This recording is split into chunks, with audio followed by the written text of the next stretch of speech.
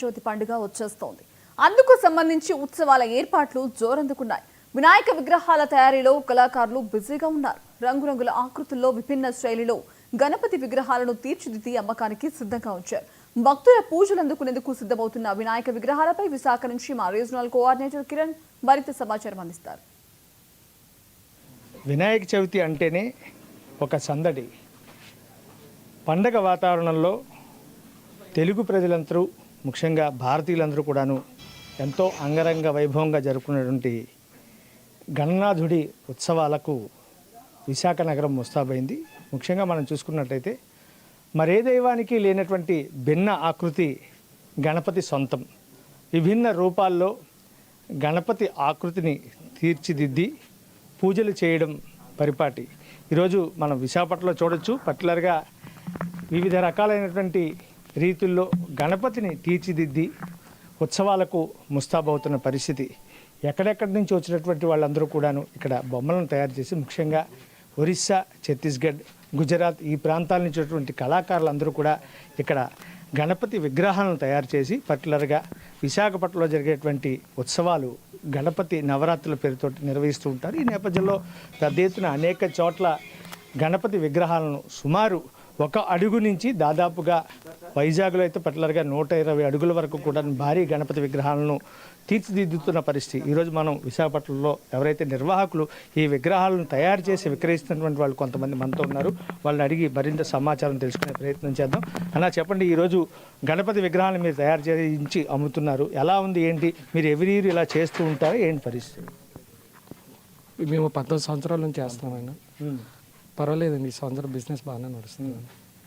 అంటే పర్టికులర్గా ఈ గణపతి విగ్రహాలను తయారు చేయడానికి రీజన్ ఏంటి? మీరు ఏం లేదండి, మామూలుగా మాది చిన్నప్పటి నుంచి ఇదే మాది వృత్తి. అంటే ఏ సైజుల వరకు మీరు చేయిస్తూ ఉంటారు? 5 అడుగుల నుంచి 20, 30, 50 అడుగుల వరకు చేస్తామండి. ఏంటి ఈ డిఫరెన్స్? అంటే జనరల్గా వినాయక చవితి, పర్టికులర్గా వినాయక చవితి ఒకటి, దసరా ఒకటి అనేది చాలా ఫేమస్. ఎక్కడో చాలా భారీ విగ్రహాలు, చాలా డిఫరెంట్ వెరైటీస్లో విగ్రహాలను తయారు చేసి విక్రయించడం అనేది కామన్గా ఉంది. ఏంటి అసలు ఈ కారణం ఏంటంటారు? వినాయకుడికి పర్టికులర్గా మనం చూసుకున్నట్టయితే దసరా నవరాత్రులు అయితే మాత్రం దుర్గాదేవిని కామన్గా పెడతారు, కానీ వినాయకుడిని చాలా రకరకాల మోడల్స్లో తీర్చిదిద్దడానికి గల కారణం ఏంటంటారు? మీకు తెలిసినట్టు దాదాపు మీరు ఒక 10-15 ఏళ్ళ నుంచి విగ్రహాలను తయారు చేస్తున్న పరిస్థితి. ఏంటి డిఫరెన్స్?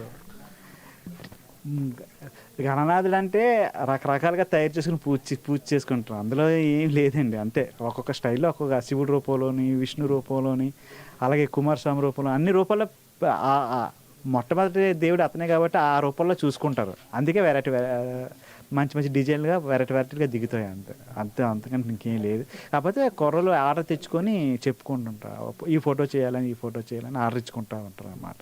అంటే పర్టికులర్గా ఆర్డర్స్ ఇస్తే మీరు తయారు చేస్తారు, లేదంటే ముందుగానే మీరు విగ్రహాలను తయారు చేసి విక్రయించే పరిస్థితి ఉంటుందా? లేదండి, మేము ఒక 130 వరకు మేము రెడీమేడే చేసుకుంటాం.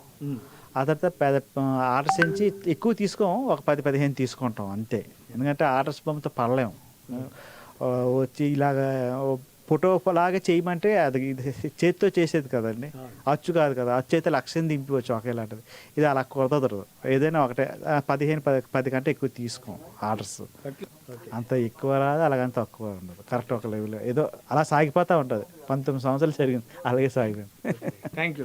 ఇది ప్రస్తుతం మనం చూసుకుంటే ఏదైతే విశాఖపట్నంలో కార్ఖానా ఏదైతే గణపతి విగ్రహాల తయారీ దాదాపు 19 సంవత్సరాల నుంచి నిర్వహిస్తున్నాం అని చెప్పి, గతంలో మనం చూసుకున్నట్టయితే పర్యావరణ హితాన్ని పక్కన పెట్టి కెమికల్స్ ఎక్కువగా రాజస్థాన్ వాళ్ళు చేసేటువంటి వాళ్ళు ప్లాస్టర్ ఆఫ్ ప్యారిస్ అని, అయితే మేము మొదటి నుంచి కూడాను మట్టి విగ్రహాలు, ముఖ్యంగా గంగా మట్టిని వినియోగిస్తూ వాటర్ కలర్స్తోనే విగ్రహాలను తయారు చేస్తున్నాం అని చెప్పి ఇక్కడ ఉన్నటువంటి నిర్వాహకులు చెప్తున్నారు. ఏదైతే ప్రమద గణాధిపతిగా ఉన్నటువంటి వినాయకుడు, విఘ్నాలకు అధిపతి వినాయకుడిని రకరకాలుగా భిన్న ఆకృతుల్లో రూపొందించి పూజించుకోవడం అనేది ఒక ఆచారంగా, ఒక సంప్రదాయంగా వస్తుందని చెప్పి, అందుకే విభిన్న ఆకృతుల్లో గణపతిని పూజిస్తూ ఉంటారు, విగ్రహాలను ఏర్పాటు చేస్తూ ఉంటారు.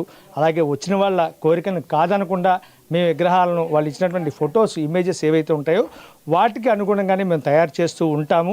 అలాగే మా సొంతంగా కూడా విభిన్న ఆకృతుల్లో గణపతిని తయారు చేసి విక్రయిస్తూ ఉంటామని చెప్పి, అయితే లాభాల విషయానికి వస్తే గత 19 ఏళ్ల నుంచి కూడా లాభార్జన అనే అంశాన్ని పక్కన పెట్టి సర్వసాధారణంగా తమకు ఉన్నటువంటి ఇష్టదైవాన్ని పూజించుకునే రీతిలో మేము ఇక్కడ కార్ఖానాలో ఈ గణపతి విగ్రహాలను తయారు చేస్తున్నామని చెప్పి రాజస్థాన్ నుంచి వచ్చినటువంటి కళాకారులకు వాళ్ళ జీవనోపాధి సంబంధించి దాదాపు 3-4 నెలల నుంచి కూడా ఇక్కడ వాళ్ళతోటి పని చేయిస్తూ